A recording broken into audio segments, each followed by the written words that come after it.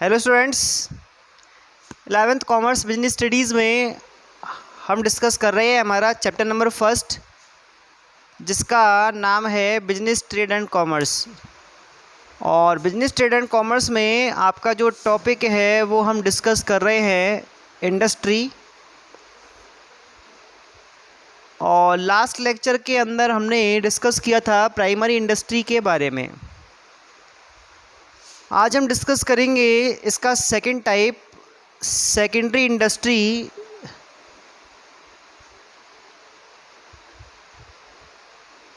Secondary industry को द्वितीयक उद्योग बोलते हैं और हमने इस बारे में कल ही चर्चा की थी कि इसका काम क्या होगा कि द्वितीयक उद्योग, सेकेंडरी इंडस्ट्रीज़ वो इंडस्ट्रीज़ होती हैं जो प्राइमरी इंडस्ट्रीज से मिले हुए रॉ मटेरियल को कन्वर्ट करके यूजफुल गुड्स बनाती है। और इसके अंदर आप डिस्कस करेंगे दो तरह की इंडस्ट्रीज़ के बारे में। नंबर फर्स्ट पे आती है आपकी manufacturing industries,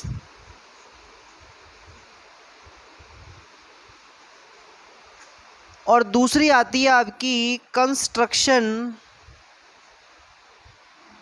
industries. Manufacturing industries को विनिर्माणी उद्योग कहा जाता है। विनिर्माणी उद्योग का मतलब क्या है? जिनमें तरह तरह के नए प्रोडक्ट्स बनाए जाते हैं, वस्तुएं बनाई जाती हैं, विभिन्न प्रकार की प्रोसेस और विभिन्न प्रकार के एलिमेंट्स को जोड़कर इन सारी चीज़ों से जो आपके प्रोडक्ट बनेंगे वो आपके मैन्युफैक्चरिंग इंडस्ट्रीज़ के अंदर बनेंगे। क्लियर? जैसे अगर हम मैन्युफैक्चरिंग इंडस्ट्री को और आगे कैटेगराइज करें तो यहाँ पर आपके 4 प्रकार से इसको डिवाइड किया गया है। सबसे पहली जो आपकी इंडस्ट्री आती है उसका नाम है एनालिटिकल इंडस्ट्री। एनालिटिकल इंडस्ट्री को हिंदी में विश्लेषणात्मक उद्योग कहते हैं। और ये जो आपकी इंडस्ट्री है, इस इंडस्ट्री के अंदर किसी एक प्रोडक्ट के अंदर जितने भी एलिमेंट्स होते हैं उन सबको क्या किया जाता है, डिवाइड किया जाता है, उनको सेपरेट किया जाता है और उस प्रोडक्ट को सेम पैटर्न में ही क्या कहता है, फिनिश गुड्स में चेंज किया जाता है। यानी कि प्रोडक्ट का पैटर्न चेंज नहीं होगा लेकिन उसकी क्वालिटी इम्प्रूव हो जाएगी, पहले से अच्छी सुधर जाएगी। वो जो इंडस्ट्रीज़ होती हैं उनको हम यहाँ एनालिटिकल इंडस्ट्री के अंदर रखते हैं। ठीक है, इसके लिए जैसे मैं आपको बता दूं, इसका जो उदाहरण है वो है ऑयल रिफाइनरी। ऑयल रिफाइनरी जो होती हैं यानी कि तेल शोधक कारखाने, आप जानते हैं कि जो भी आपके कच्चा तेल होता है, खनिज तेल होता है, वो सब आपको माइनिंग के थ्रू मिलता है।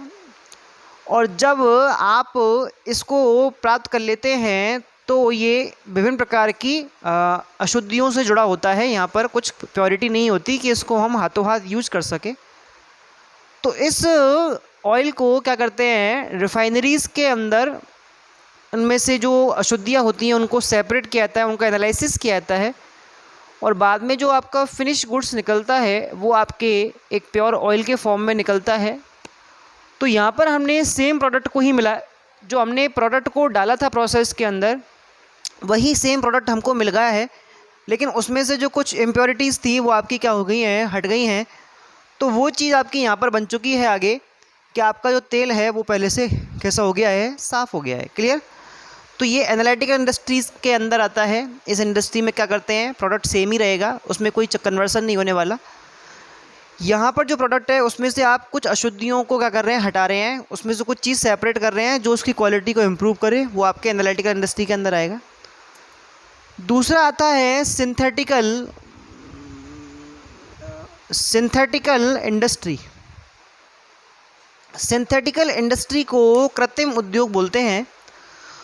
और कृत्रिम उद्योग क्या होते हैं, जिनमें क्या करते हैं आप अलग अलग कंपोनेंट्स को, अलग अलग एलिमेंट्स को मिलाकर एक क्या बना रहे हैं, प्रोडक्ट बना रहे हैं। इसको हम आर्टिफिशियल इंडस्ट्री भी कह सकते हैं, क्योंकि जो आपने प्रोडक्ट बनाया है वो आपने एक तरह से ज़बरदस्ती बनाया है। यहाँ पर ढेर सारे जो एलिमेंट्स हैं उनको जोड़ के आपने एक प्रोडक्ट तैयार किया, और ये जो प्रोडक्ट है इसको आप सिंथेटिकल प्रोडक्ट कह रहे हैं।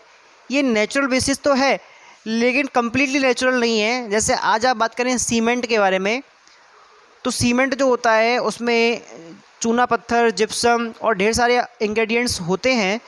तो सारे इंग्रेडिएंट्स को, नेचुरल रिसोर्सेज को, नेचुरल एलिमेंट्स को जोड़कर और फिर आपका क्या बनता है, सीमेंट बनता है।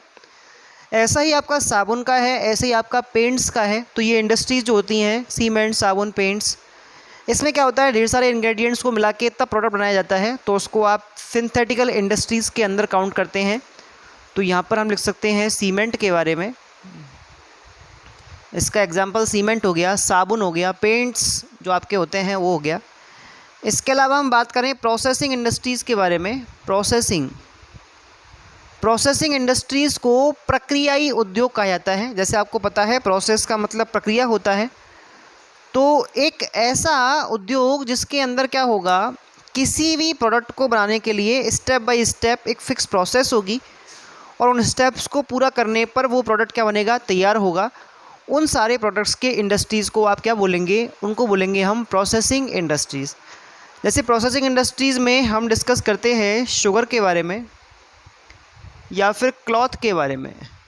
जैसे आप देखते हैं कॉटन से थ्रेड बनता है, थ्रेड से क्लॉथ बनता है, क्लॉथ से शर्ट, पैंट और तरह तरह के ड्रेसेस बनते हैं। तो वो जो इंडस्ट्रीज़ हैं उनमें एक प्रोसेस के थ्रू काम होता है। ऐसा नहीं है कि हम डायरेक्ट कॉटन से पहले क्या बना लें, कपड़े बना लें। या फिर शुगर में भी आप ऐसा करते हैं, एक प्रोसेस के अंदर डाला जाता है, उस पूरी प्रोसेस में गन्ने को, और फिर जाके आपकी क्या बनती है, चीनी बनती है। तो ये आपकी प्रोसेसिंग इंडस्ट्रीज़ के अंदर आती है। एंड लास्ट आपके हैं असेंबलिंग इंडस्ट्रीज़। असेंबलिंग इंडस्ट्रीज़ को सम्मिलित उद्योग कहा जाता है। और ऐसी इंडस्ट्रीज़ में क्या होता है, अलग अलग पार्ट्स, मैं पार्ट्स की बात कर रहा हूँ, यहाँ पे इंग्रेडिएंट्स थे। सिंथेटिकल इंडस्ट्री में तो हमने क्या किया था, ढेर सारे इंग्रेडिएंट्स को मिलाकर, नेचुरल इंग्रेडिएंट्स को मिलाकर और फिर एक प्रोडक्ट बनाया था। यहाँ पर हम बात कर रहे हैं पार्ट्स की और कंपोनेंट्स की, यानी कि पुर्जे, यानी कि मशीन। जैसे आपके स्कूटर होता है तो उसके अलग पार्ट्स होते हैं, उनको जोड़ के स्कूटर बनाया जाता है, तो वो असेंबलिंग इंडस्ट्री में आएगा। स्कूटर असेंबल किया गया है। जैसे कंप्यूटर हुआ तो कंप्यूटर असेंबल होता है, उसमें ढेर सारे पार्ट्स होते हैं, उनको सबको जोड़ के एक आपका कंप्यूटर बनता है। तो इस तरह के जो टेक्निकल प्रोडक्ट्स हैं आपके, जैसे कार है, टीवी है, कंप्यूटर है, इसके अलावा और तरह तरह की मशीनरीज आइटम जो होते हैं वो सब आपके असेंबलिंग इंडस्ट्री के अंदर आते हैं। जैसे आपका साइकिल, जैसे टीवी, तो ये आपके क्या हो गए हैं, असेंबलिंग इंडस्ट्री के अंदर आते हैं। ठीक है, तो इस तरह से आपके 4 मैन्युफैक्चरिंग इंडस्ट्रीज़ हैं। नेक्स्ट हम डिस्कस कर रहे हैं कंस्ट्रक्शन इंडस्ट्री के बारे में। कंस्ट्रक्शन इंडस्ट्री को हिंदी में निर्माणी उद्योग कहते हैं।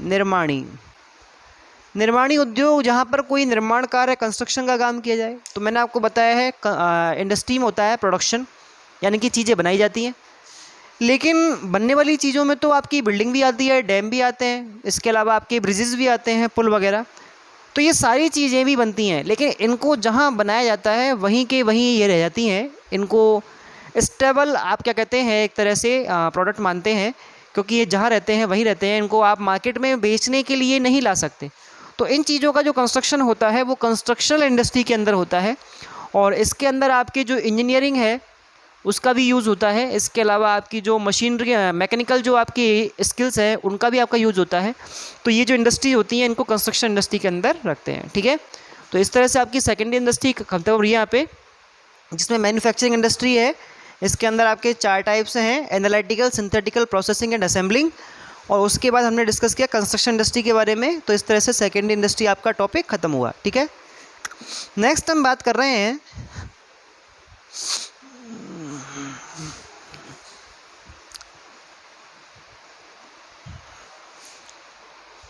टर्शियरी इंडस्ट्री के बारे में। नंबर 3, तीसरा टाइप जो है वो है टर्शियरी इंडस्ट्री।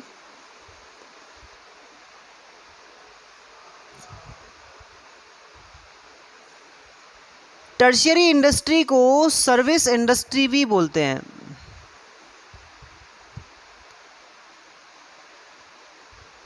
टर्शियरी का मतलब होता है तृतीयक, यानी कि तीसरी श्रेणी के जो उद्योग हैं वो। और इनको सर्विस इंडस्ट्री बोलते हैं क्योंकि ये सेवाएं प्रदान करने से जुड़ी होती हैं।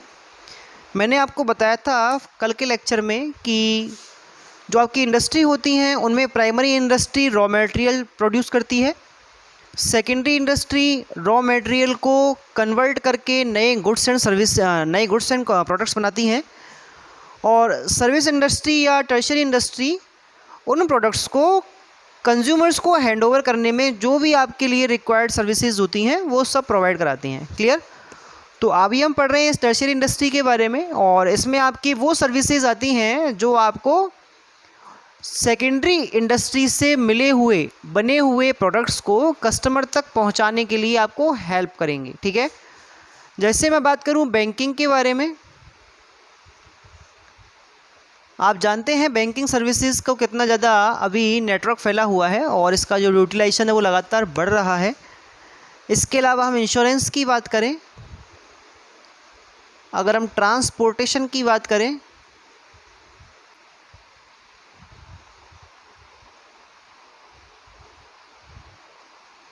इसके अलावा वेयर हाउसिंग, तो ये सारी की सारी सर्विसेज जो है वो आपके टर्शियरी इंडस्ट्रीज़ के अंदर काउंट होती हैं, क्योंकि ये सर्विस इंडस्ट्री है, इनका काम होता है सर्विसेज प्रोवाइड कराना, और ये सर्विसेज आपके बिजनेस के स्मूथ ऑपरेशन के लिए, फास्ट ऑपरेशन के लिए कैसी हैं, बेनिफिशियल हैं। तो इन इंडस्ट्रीज़ के बिना आप इमेजिन नहीं कर सकते कि वो प्रोडक्ट्स जल्दी अप्रोच में आ जाएं किसके, कस्टमर के, और इन चीज़ों के लिए आपको सर्विस इंडस्ट्रीज़ अलग से लगानी पड़ती हैं, जोड़नी पड़ती हैं, जो आपके प्रोडक्ट को कस्टमर तक पहुंचाने में आपकी हेल्प करती है। क्लियर? इस तरह से जो आपका टॉपिक है इंडस्ट्री का, उसमें आपने इसकी जो तीनों टाइप्स हैं उनके बारे में समझ लिया है। नेक्स्ट हम बात करेंगे अगले लेक्चर में, जिसमें हमारा इंडस्ट्री के बाद कॉमर्स से रिलेटेड टॉपिक होगा।